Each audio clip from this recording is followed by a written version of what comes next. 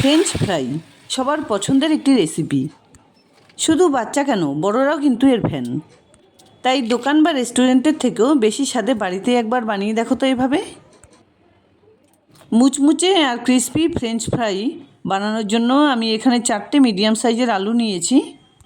আলুগুলোকে এভাবে একটা পিলারের সাহায্যে খোসা ছাড়িয়ে নিচ্ছি। আমি এখানে 4টে আলু দিয়ে রেসিপিটি বানিয়ে দেখাচ্ছি। তোমরা তোমাদের প্রয়োজন বা পরিমাণ অনুসারে জিনিসগুলো নিয়ে নেবে। আলুগুলো কেটে নেবার পর ঠিক এরকম মোটা মোটা স্লাইস করে স্টিক আকারে কেটে নিচ্ছি। একটু লম্বাটে করে বানিয়ে নিলে এগুলো দেখতেও খুব সুন্দর হয়। আলুগুলো ঠিক এভাবে দা দিয়েও কিন্তু খুব সুন্দরভাবে কেটে নিতে পারো। কেটে নেবার পর আলুগুলোকে 2-3 বার বেশ পরিষ্কার জলে ধুয়ে নিতে হবে।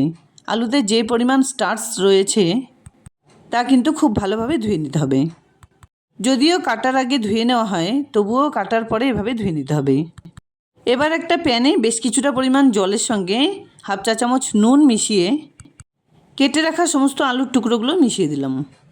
এবার ঢেকে জাস্ট 2 মিনিট বয়েল করে নিতে হবে। 2 মিনিটের বেশি এগুলোকে রাখার দরকার নেই, তাহলে কিন্তু নরম হয়ে যাবে।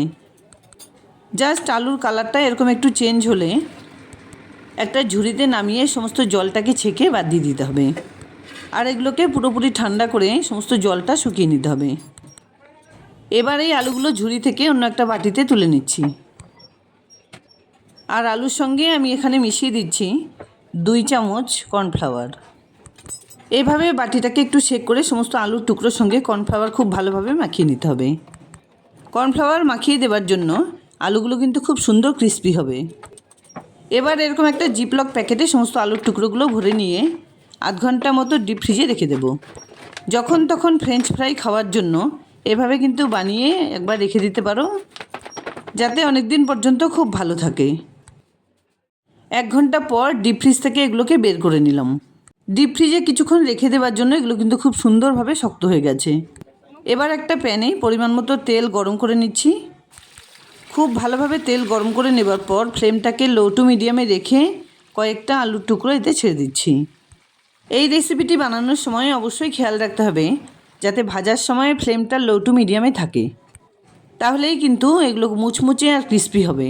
তা না হলে বাইরে থেকে ভাজা হবে, ভেতরে কিন্তু কাঁচাই থেকে যাবে আর খুব একটা মুচমুচে হবে না। প্রথমবারের দেওয়া আলুগুলো খুব সুন্দর করে ভেজে নেওয়া হয়ে গেছে। এবার এগুলোকে তেল ছেঁকে তুলে নিয়ে বাকি আলুগুলো ঠিক একইভাবে ভেজে নিচ্ছি। কাঁচা অবস্থায় এভাবে ফ্রেঞ্চ ফ্রাইয়ের জন্য আলু রেডি করে রাখলে যতটা পরিমাণ দরকার বের করে নিয়ে আবার ডিপ ফ্রিজে রেখে দিতে হবে। তেলে ভেজে নেবার সময় যতক্ষণ পর্যন্ত না মুচমুচে হচ্ছে ততক্ষণ পর্যন্ত কিন্তু একটু সময় নিয়ে ভেজে নিতে হবে।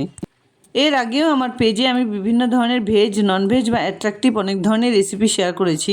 তার মধ্যে কোন রেসিপিগুলো তোমাদের বেশি ভালো লেগেছে প্লিজ কমেন্টসে জানাতে ভুলো না। সমস্ত আলুগুলো ভেজে নেবার পর এর উপর দিয়ে ছড়িয়ে দিচ্ছি কিছুটা পরিমাণে বিট নুন।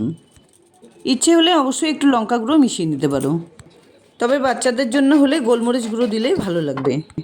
বিট নুন খুব ভালোভাবে মিশিয়ে নেবার পর একটা প্লেটে ঢেলে নিচ্ছি। আর মেয়োনিজের সঙ্গে আমি এটাকে সার্ভ করে দিলাম। যাই হোক, দুর্দান্ত স্বাদের মুচমুচে আর ক্রিস্পি ফ্রেঞ্চ ফ্রাই রেসিপি আমার রেডি অ্যান্ড সার্ভড।